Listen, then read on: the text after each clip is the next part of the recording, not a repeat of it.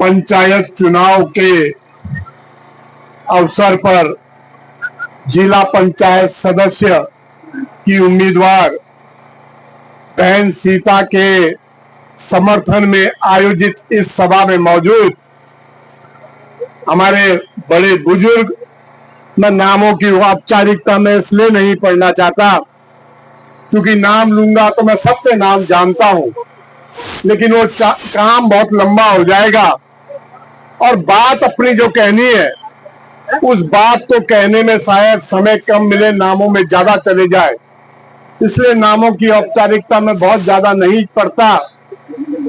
लेकिन मंच पर हमारे वरिष्ठ और बुजुर्ग श्री पूर्व हमारे अध्यापक का जो कार्य कर चुके हैं नक्सवाल जी, मातृशक्ति, हमारे यहाँ पर बहुत हमारे सक्रिय साथी, मैं इनका नाम इसलिए ले रहा हूं, ये ऐसे आदमी मुझे यहाँ पे दिख रहे हैं कि जो अपना चुनाव छोड़ करके सकलाना के स्वाभिमान के लिए, सकलाना की शान के लिए अपना चुनाव छोड़ करके आपके बीच में है।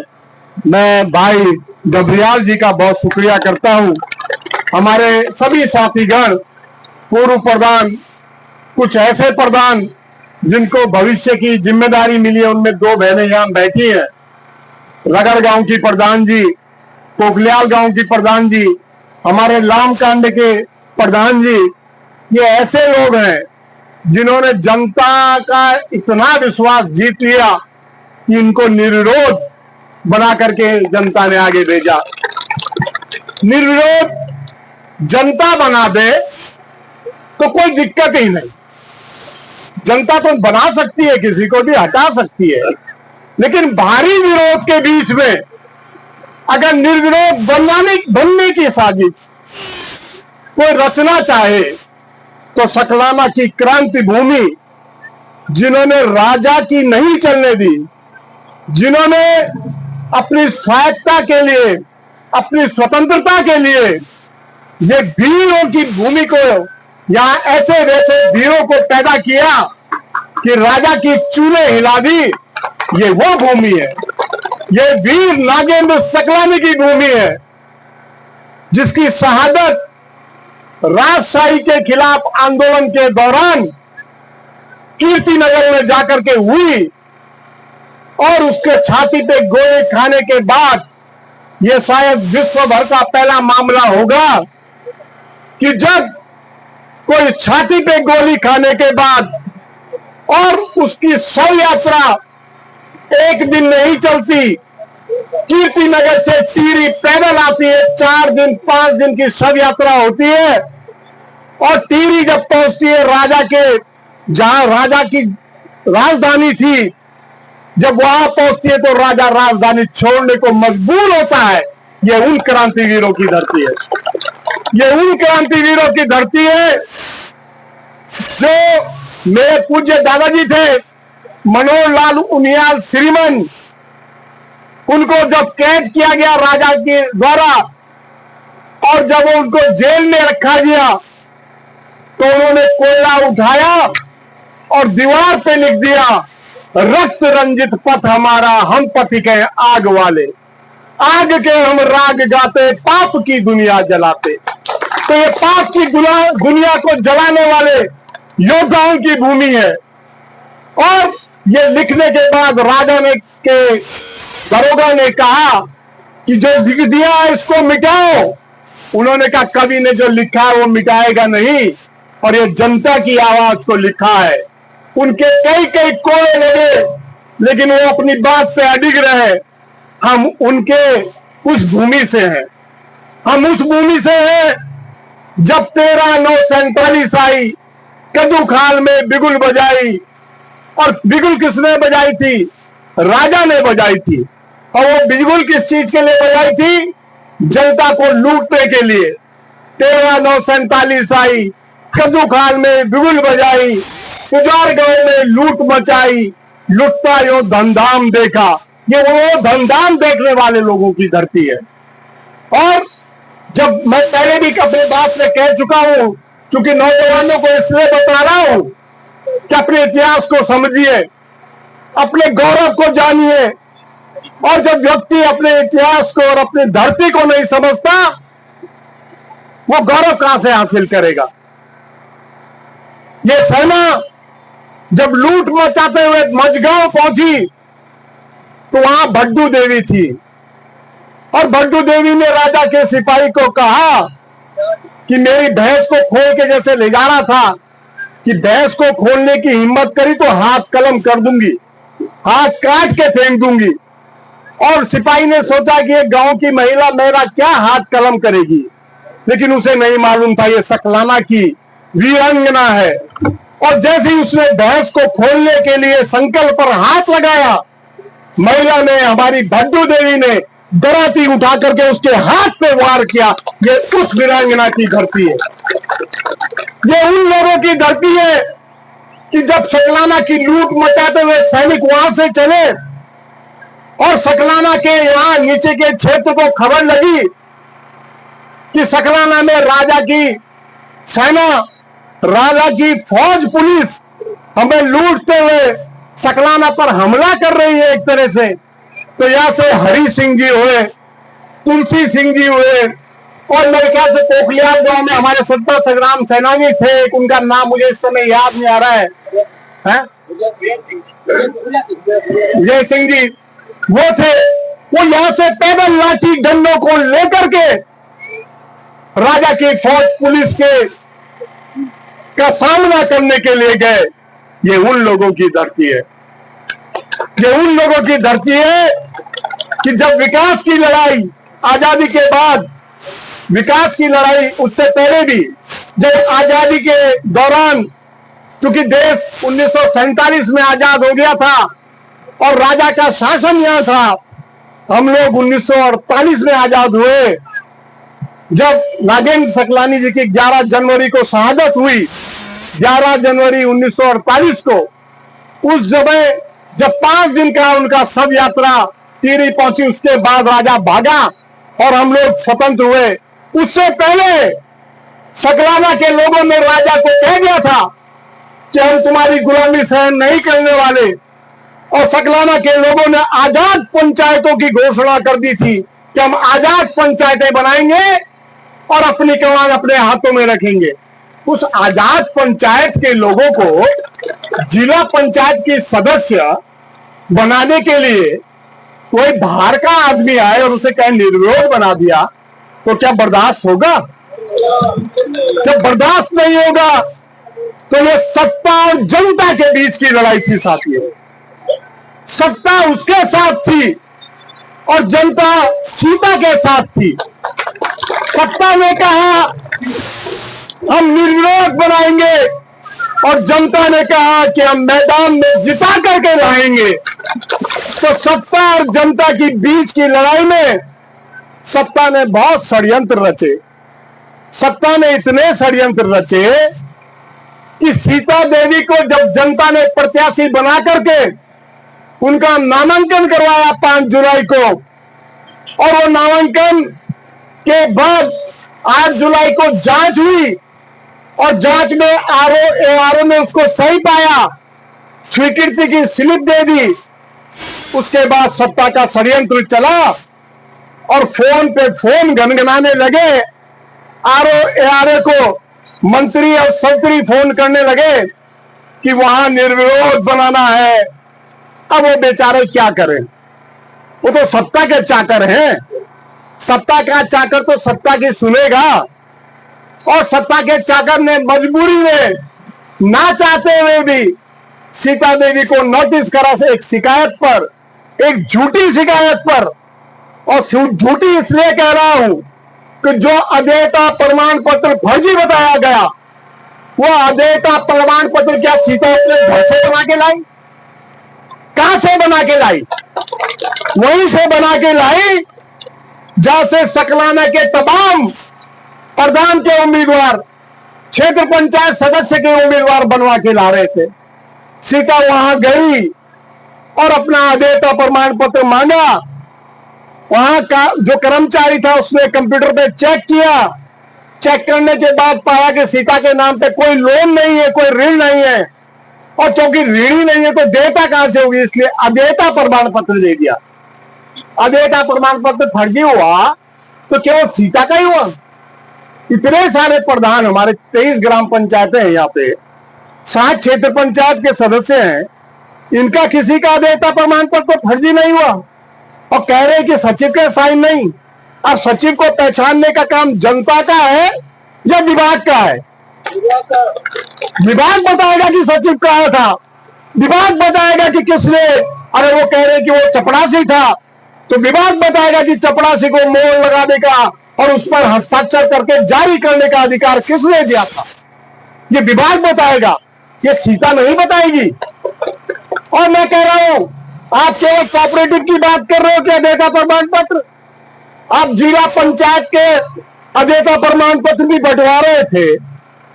छत्तीसगढ़ में जितने लोग थे उनको अदेयता प्रमाण पत्र दिया गया होगा, तो क्या वहां अपर मुख्य अधिकारी बैठा हुआ था? जिला पंचायत का अपर मुख्य अधिकारी अदेयता प्रमाण पत्र दे रहा था क्या? कौन दे रहा था? कोई बाबू, कोई चपरासी ही बांट रहा था। तो सीता के खिलाफ आप इस ढंग की साजिश रचते हो और उसका नामांकन रद्द करके कराने के बाद आप चाहते हो कि आप निर्विरोध बन जाओ। अरे भाई, निर्विरोध बनना हम भी चाहते हैं कि निर्विरोध बन जाएं, लेकिन जनता के दिल में जगह बनाइए और दलों के दलदल से बाहर निकलिए। जब जनता के दिलों में आपकी जगह होगी तो दल का कोई मैं तो नहीं होता और दल सब आपको निर्विरोध भी बनाता है, आगे जिताता भी है। ऐसा मैं इसलिए कह रहा हूं क्योंकि इसी जगह पर कुछ दिन पूर्व जब तक इसका प्रमाण पत्र वो इन्होंने जब नामांकन पत्र को, जब तक सीता के नामांकन पत्र को निरस्त नहीं किया था, उस समय यहां पर बड़े बड़े धुरंधर भाषणबाज यहां पर आए थे। हमारे बीच में कोई धुरंधर नहीं, आप देख रहे होंगे। मैं चाहता था, जो मन से चाहता था, और मैं विजेंद्र को भी बहुत पहले से कहता था कि नए पौध को खड़ा होना चाहिए। सकलाना के भीतर हमारे पूर्वजों ने, मेरे पिताजी और उनके पूरे साथियों ने जो अलख जगाई थी, ये नई पीढ़ी उस ढंग की अलख में शामिल क्यों नहीं हो रही है? और मैं चाहता था कि नए नौजवान आगे आए, उन्हें माइक पकड़ने का भी अनुभव हो, उन्हें जनता के और समाज के बीच में काम करने का भी अनुभव हो और वो अपनी बात को कहें। मैं बहुत बधाई देता हूं इन नौजवान साथियों को। इन तमाम लोगों ने एक अलग जगाई और आज मुझे अगर मौका मिल रहा है तो मैं इनको कह रहा हूं, संदीप आकर के अपनी बात बोलिए, मुकेश आप आकर के अपनी बात बोलिए। और इस ढंग का अगर नौजवानों को माइक पकड़ने का एक अनुभव हासिल हो रहा है तो ये अच्छे संकेत है सकलाना के लिए। ये अच्छे संकेत है कि नौजवान अपने अधिकारों को समझ रहा है, नौजवान जान रहा है कि लोकतंत्र में अगर रहना है तो अपनी बात को जनता के कानों तक किस ढंग से पहुंचाना है। और आप सबको मैं बधाई देने के बाद मैं यहां की बात कर रहा था कि यहां बड़े धुरंधर आए थे, उसमें विधायक जी भी थे, संवैधानिक पद पर बैठे हुए एक ऐसा व्यक्ति भी था जिसको नैतिक अधिकार नहीं है, जिसको नैतिक अधिकार नहीं है राजनीतिक सभाओं में जाने का, जिसको नैतिक अधिकार नहीं है किसी पार्टी के झंडे के नीचे, बैनर के नीचे खड़े होने का। वो नैतिक अधिकार इसलिए नहीं है क्योंकि वो संवैधानिक पद पर है। ये बात समझिए जरा, जो संवैधानिक पद पर होता है वो किसी पार्टी का प्रचार नहीं कर सकता, वो किसी चुनावी कार्यक्रम में नहीं जा सकता। ये नैतिकता की बात है। लेकिन जब नैतिक रूप से पतन हो गया हो तो कोई भी कुछ भी कर सकता है। कहते हैं ना, नंगा जो है अगर हो जाए आदमी तो वो खुद से नहीं शर्माता, उसे देखने वालों को शर्म आती है और वो भागते इधर उधर। ऐसी स्थिति जब पैदा हो गई तो मैं कहना चाहता हूं, जो विधायक जी आप बड़ी बड़ी बातें कर रहे थे दलों की, और जो कह रहे थे दल दल दल दल दल, वो निर्दलीय क्यों लड़े थे भाई? क्यों लड़े थे भाई निर्दलीय? और जो आप दल दल की बात उनके साथ में खड़े होकर कह रहे हैं, कौन संभाले हुए हैं यहां पर उस दल की, वो तब उस निर्दलीय के साथ क्यों थे? बताएं नजर आकर के, मेरे सामने आकर के बहस करें। मैं करना नहीं चाहता, मैं छोटा समझता हूं अपने आप को ऐसी बहसों में पड़ने के बाद। क्योंकि हम एक क्षेत्र के हैं। मैं सकलाना को कोई बहुत बड़ा वो नहीं मानता, मैं आपका गांव मानता हूं, गांव। मैं गांव मानता हूं कद्दूखाल से लेके कुमारडा तक के लोगों को। यहां अपर लोअर बोला करते थे। मैं जब सदस्य जिला पंचायत बोला, मैंने अपने साथियों को बोला ये अपर लोअर बोलना बंद करो, सकलाना बोलो, सकलाना। सकलाना एक है, अपर लोअर छोड़ दो। वो मेरा नाम उल्लेख करके यहां बोल रहे थे, किसी ने मुझे दिखाया उनका भाषण। अखिलेश सुनियाल कांग्रेस का नेता है, तो पाप है क्या? पाप है? किसी विचारधारा के साथ जुड़ करके अपनी बात को रखना क्या पाप है? बताइए। पाप है तो आप बोल दीजिए पाप है, मैं पापी बन करके उस काम को छोड़ दूंगा। क्यों भाई?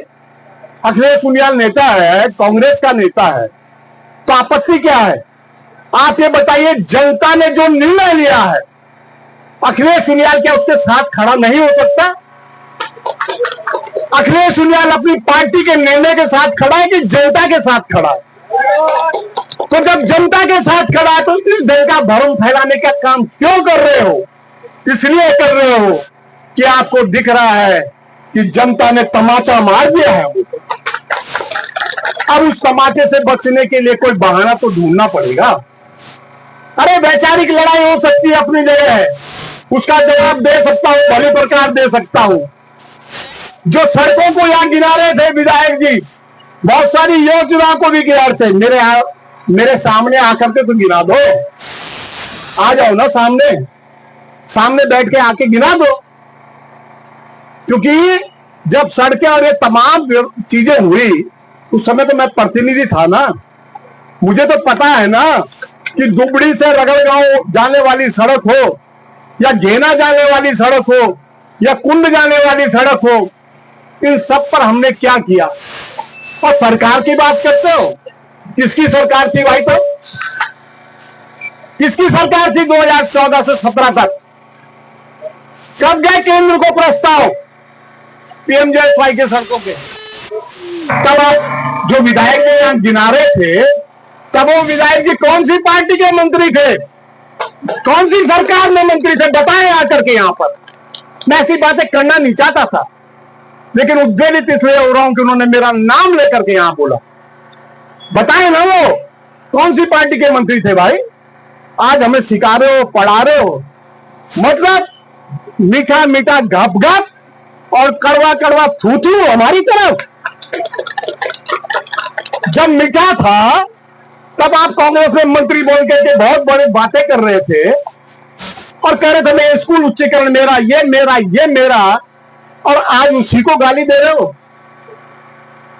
कौन सा हाई स्कूल जो था, मरोवा का हाई स्कूल, कब उच्चीकृत हुआ? बताओ, आप बता दो। अरे बताओ ना कि कब जो है, जो ये उद्यान विभाग के हैं केंद्र, ये कब हुए, यहां कब आया? बताओ तो जरा। गिनवाऊं क्या? नहीं गिनवाना चाहता, इसलिए नहीं गिनवाना चाहता क्योंकि मैं दलगत भावना रखता ही नहीं। खास करके सकलाना के अंदर मैं दलगत भावना के बीच में बात नहीं करना चाहता। मैं इसलिए था 5 तारीख तक, 4 तारीख रात तक वो निर्विरोध थे। उनका फोन मुझे भी आया था। वो भी बच्चा है अपना, सभी सकलाना का है, उसकी कोई गलती मैं नहीं मानता हूं, लेकिन उसको बरगलाने वालों की गलती है। उसने कहा मैं निर्विरोध बन गया, आपका आशीर्वाद चाहिए, आपका आगे मार्गदर्शन चाहिए। मैंने कहा जब निर्विरोध बन गए तो सभी ठीक है, सभी मार्गदर्शन करेंगे, सभी का आशीर्वाद है।